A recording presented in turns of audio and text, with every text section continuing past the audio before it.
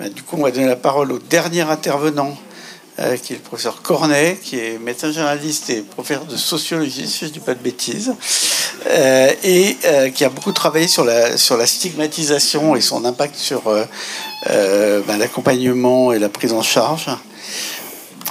Bonjour à toutes et bonjour à tous. Ce matin, en fin de matinée, nous avons été invités à parcourir l'intérieur des abdomens, c'est-à-dire voyage au centre de l'affaire. Je vais me positionner à l'opposé, mais pas en opposition, puisque je vais vous parler du corps.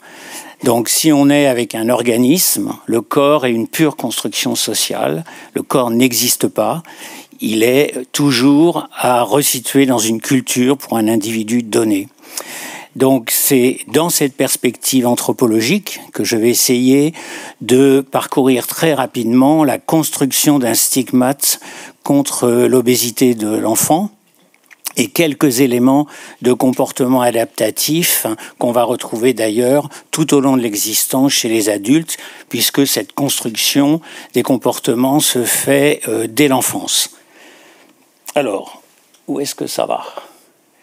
Donc, une définition du stigmate. Le stigmate, en fait, ça a été décrit, discuté et j'allais dire marqué physiquement chez les Grecs, puisque tout citoyen qui avait failli vis-à-vis de la cité pouvait être marqué physiquement de façon à être visible par une marque sur le corps. Ce stigmate était en fait déjà la preuve d'une forme de dégradation de l'individu au regard d'une norme qui était le maintien d'une vertu citoyenne chez les Grecs. Donc le stigmate, c'est toujours un écart par rapport à la norme, aux attentes normatives d'une communauté.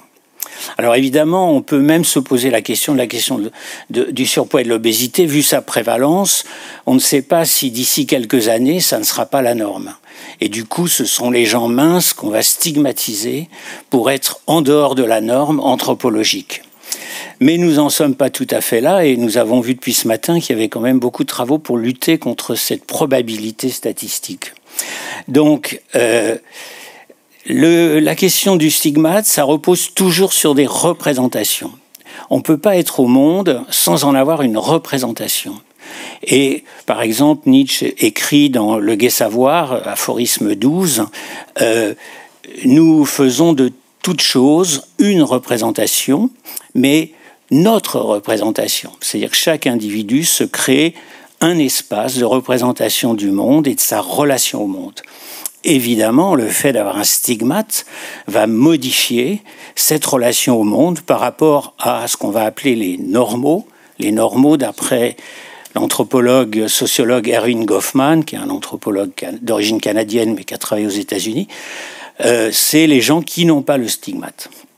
Donc, le stigmate, c'est un rapport à la norme. Et donc, c'est essentiellement un rapport à l'autre. Dans la prochaine diapositive, j'ai écrit un texte il y a quelques années qui, pour moi, résumait un peu la situation d'un enfant. Et je vais un tout petit peu détailler ensuite. Je vais vous le faire entendre puisque ce texte, je l'ai fait enregistrer par un comédien. J'espère que l'audio va fonctionner. Je n'ai pas toujours été obèse. Ou plus exactement, je n'en ai pas toujours souffert. Car les photographies de ma petite enfance témoignent sans complaisance de la précocité de mon embonpoint. Je crois même que mes parents s'ingéniaient à exposer l'enfant joufflu et rempli que j'étais à l'admiration de leurs proches. À l'époque, je ne mesurais pas ce qui, de mon jeune âge ou de mon obésité, présidait à ce repli en catastrophe afin d'éteindre le sentiment désespéré de honte qui m'habitait. Étais-je déjà dans la certitude douloureuse du peu d'attirance que je suscitais, du fait même de l'incapacité que j'avais eue à ne pas savoir contenir les excès de ma chair? À table, j'étais source de plaisanteries sur l'incongruité même de m'y trouver, puisque l'on dissertait à n'en plus finir sur ma capacité supposée à profiter de peu, sinon de rien. En conséquence, je pouvais jeûner, alors que les autres profitaient en toute liberté des bienfaits du repas. Je n'osais pas demander à me resservir, et je quittais bien souvent la table en ayant encore faim. La fierté qui les habitait du temps de ma petite enfance d'avoir su me nourrir à souhait se transformait en une réprobation sourde, en constatant que j'avais de façon indécente, puisque cela suscitait des réflexions, outrepassé les limites de la retenue. J'étais une digue rompue, dans l'incapacité de contenir le flot inondant d'une graisse dont je ne croyais pas qu'elle m'appartienne. Je me trouvais très jeune, relégué dans la catégorie des êtres censés ne jouir que du profit. Donc ce texte était pour moi une illustration un peu de la manière dont je pressentais le vécu des enfants que j'avais pu suivre en consultation. On voit finalement qu'il y a deux temps. Un temps protégé de l'enfant gros, l'enfant qui va susciter de l'admiration de l'entourage immédiat. Mais la bascule se fait au moment de la mise en confrontation au regard social. Et donc ça se fait de plus en plus tôt, parce qu'avant les enfants restaient dans les familles avant d'aller à la crèche puis à la maternelle. Et dès la crèche, on voit déjà des attitudes de stigmatisation contre les enfants trop potelés de la part des soignants, des accueillantes, pour la plupart, puisque ce sont des femmes. Et on voit ensuite à la maternelle aussi ce regard qui va en plus se fixer chez les autres enfants. Et très rapidement, l'école devient la source la plus stigmatisante, à la fois des enseignants, à la fois des adultes de façon générale, les autres parents, mais aussi les autres enfants comme relais du discours parental. Et donc, il y a là un effet d'abîme au sens que l'enfant est jeté dans quelque chose qui le dépasse complètement. Tout à l'heure, dans la présentation précédente, on a vu que chez les enfants qui sont précocement en obésité, les parents sont souvent en obésité. Donc il y a quelque chose d'un mimétisme corporel qui se joue et qui finalement ne déclasse pas l'enfant. En revanche, dès qu'il est confronté à un espace social plus large, alors il est confronté là à effectivement le regard social stigmatisant. Le regard stigmatisant, c'est toujours un phénomène d'infériorisation de l'autre. C'est-à-dire l'enfant pressent très vite qu'il est jugé inférieur pour la manière pour ce qu'il est. En tout cas, pas pour ce qu'il est, mais en tout cas de la manière dont il se présente. Donc Aimé était vraiment un peu pour moi l'archétype de cet enfant, que moi je trouve un peu l'enfant martyr socialement. Alors, deux choses qui vont présider à cette stigmatisation qu'on va retrouver chez les adultes, mais qu'on trouve déjà dès l'enfant, puisque en fait les enfants ne sont le relais que des représentations sociales des parents. C'est une double rupture pour moi. D'une part, la question de la volonté et de la responsabilité, mais pour l'enfant, c'est essentiellement la responsabilité parentale. Et je pense que vous vous souvenez de cette histoire en Grande-Bretagne il y a quelques années, où une maman, parce que son enfant était en grande obésité, avait été destituée de sa responsabilité maternelle par les services sociaux. Ça aurait pu faire un film de Ken Loach. Et du seul fait qu'on l'accusait de négligence pour son enfant, de maltraitance à son enfant, alors que c'était une mère aimante confrontée à une situation d'obésité précoce de son enfant. Il y a eu un tollé, il y a eu des manifestations et l'enfant a réintégré sa famille.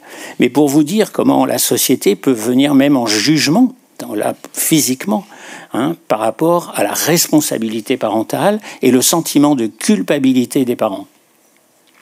Ça, c'est un élément très important.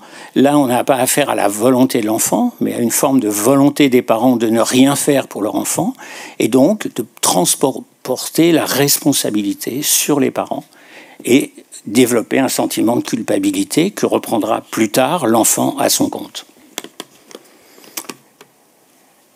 Deuxième rupture, c'est la rupture esthétique, on en a entendu parler ce matin.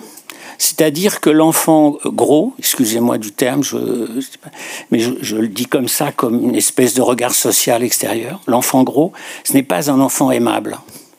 C'est-à-dire que même chez les soignants, accueillir un enfant, sauf à consultation spécialisée, j'entends, mais disons en tout venant, moi je suis médecin généraliste et j'ai souvent parlé avec mes collègues, et sans vouloir les stigmatiser, il n'empêche que la représentation générale, c'est l'enfant gros, c'est pas un enfant aimable. C'est-à-dire en consultation, il n'est pas attirant. Cette idée de ne pas avoir un corps aimable, on l'a entendu ce matin, chez les adultes, à propos de la sexualité des adultes, eh bien, c'est quelque chose qui est marqué très tôt. Ce corps n'est pas attirant, ce corps n'est pas aimable. Et donc, c'est la deuxième rupture, c'est la rupture esthétique. C'est-à-dire, cet enfant n'est pas conforme à l'idéal du corps. Et ça, dès les premières années. Ce n'est pas qu'une difficulté rencontrée par les adolescents, et plus particulièrement les adolescentes pour les raisons qu'on a déjà évoquées, puis ensuite les adultes.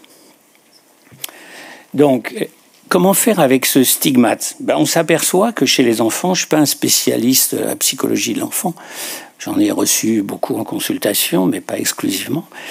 On voit que se développent les mêmes comportements adaptatifs que chez l'adulte.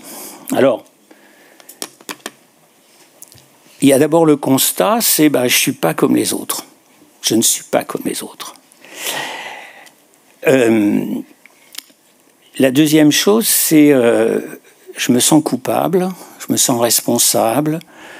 Il peut y avoir un discours qui commence aussi à être stigmatisant de la part des parents, parce qu'inquiet, souvent saisi d'angoisse, en disant « mais fais un effort, fais attention, mais quand même le médecin t'a dit, etc. » C'est-à-dire quelque chose qui vient impacter comme une espèce de discours externe sur l'enfant, qui va se culpabiliser de ne pas être conforme aux attentes soit des soignants, soit même des parents. Ensuite, je me révolte. La révolte, c'est injuste, c'est pas normal, pourquoi moi, j'ai rien fait, enfin voilà. Donc il y a une vraie blessure intérieure voilà. Et chez l'adulte, évidemment, on va le retrouver. Alors, je me réfugie, on voit peu chez les enfants, mais peut-être que les parents, je ne sais pas, je n'ai pas l'expérience, mais les parents d'enfants qui sont en situation d'obésité, peut-être n'ont pas assez recours aux associations pour pouvoir bénéficier aussi d'un appui. Je ne sais pas si c'est très développé finalement l'accueil des parents dans les associations, parce que l'enfant ne va pas aller dans une association d'enfants. Enfin, voilà. Donc c'est une question, je n'ai pas de réponse, mais en tout cas je me la pose. Alors j'accepte de payer une redevance sociale. Donc ça c'est quelque chose que j'ai un peu travaillé. Puisque je ne suis pas conforme, puisque je ne suis pas dans la norme, puisque je suis infériorisé, je me dois, pour être accepté, de payer un prix. Alors, pour vous donner un exemple, à table, si il y a un certain nombre de gens, dont quelqu'un, alors je prends un exemple d'adulte, mais on peut le voir chez les enfants, quelqu'un qui dit moi je fais attention, je ne veux pas prendre de poids, etc. Et puis quelqu'un en situation d'obésité. Et puis le plat circule et il reste une part. Évidemment, on ne va pas proposer cette part à la personne mince, en restriction cognitive permanente, pour maintenir son poids. Et tous les regards vont se tourner vers la personne en situation d'obésité en disant écoute, tu ne vas pas laisser ça, etc. Et même si cette personne n'a pas faim, même si cette personne ne souhaite pas prendre cette part, pour autant, elle aura tendance à prendre la part comme redevance sociale d'acceptation dans une communauté sociale. Ça, moi, je trouve c'est extrêmement intéressant à regarder. Et les enfants entre eux, c'est un peu ça aussi. Forcer à manger. Mais toi, tu manges des bonbons. Tiens, je te donne un bonbon, etc. Voilà. Et puis, la question des engagements, on l'a vu dans les soins, mais là, c'est les parents. Je continue pour garder mon temps, parce que sinon, je vais me faire un petit quelque chose comme ça, là, je vais le voir, du coin de l'œil gauche. Voilà. Donc, la première question, et on l'a vu, mais je pense que nous avons une énorme chance. Je pense toutes les soignants qui sont là, c'est que nous avons du temps. C'est-à-dire que l'obésité, c'est pas une urgence au sens, il peut y avoir des choses, oui, évidemment, il y a des urgences liées aux comorbidités, j'entends, mais c'est pas une urgence, on a du temps. Et parce qu'on a du temps, c'est notre meilleur allié pour créer cette relation de soins, cette relation qui est l'alliance thérapeutique, et que Gérard Réa, qui est un endocrinologue, diabétologue, mais philosophe, et que je compte, je l'espère, parmi mes amis, intitule une rencontre. Une rencontre, c'est-à-dire, il dit, il faut aimer les patients. Alors aimer, évidemment, je vous déconseille l'éros, hein, ou l'agapé, c'est l'amour de la cité. Je ne sais pas si en ce moment c'est très bien porté, mais en tout cas la philia, c'est-à-dire l'amour d'amitié, de compagnonnage, l'amour de complicité qui se développe, et le temps est notre meilleur allié pour créer ça. Les meilleures conditions, on l'a vu dans vos diapositives autour du Répop, c'est le bon moment, ou Béatrice, sur le bon moment. Hein, des fois, il faut différer, enfin, voilà, hein, c'est le bon moment pour créer ça. Et puis, s'appuyer sur le bilan éducatif partagé, c'est assez simple. On n'a pas besoin d'avoir une grosse formation en éducation thérapeutique, mais au moins le bilan éducatif partagé en consulte, c'est qui est-elle, qu'est-ce qu'il a, qu'est-ce qu'elle veut et qu'est-ce qu'elle peut. Hein. Et voilà. Et puis ensuite, c'est bon, j'y suis. Hein. Ah non, mais il est dur. Hein. S'assurer sur la qualité du suivi. Dans le carnet de santé, j'insiste beaucoup sur le carnet de santé parce que nous avions fait un travail, et puis je pense que nous sommes très très nombreux à constater que malheureusement les données anthropométriques ne sont pas marquées dans les carnets de santé, et ça nous fait un grand défaut en consultation a posteriori. Alors voilà, je conclus là-dessus. Donc le sujet n'est pas un organisme, hein, il est ni une maladie, hein, ni même un corps, il est encore, c'est-à-dire incarné. Hein. Le sujet n'est pas une synecdoque. En grammaire, la synecdoque, c'est je vois une voile à l'horizon. Évidemment, c'est pas une voile qui se balade au-dessus de la mer, c'est un bateau. C'est-à-dire, on ne peut pas résumer, c'était un peu le sens aussi de la communication, ne pas centrer tout l'enfant autour de son obésité, autour de son poids, de sa corpulence. Il est bien autre chose que ça. Et il faut vraiment s'en souvenir, soignant, même si on a des chiffres qui nous obsèdent un peu parfois. Et puis, je terminerai par cette citation d'Éric Fiat, qui est un philosophe. Il s'agit d'aimer les âmes en peine, plutôt que la peine de ces âmes, de leur faire comprendre que leur disgrâce ne signifie pas la disgrâce. Voilà, je vous remercie.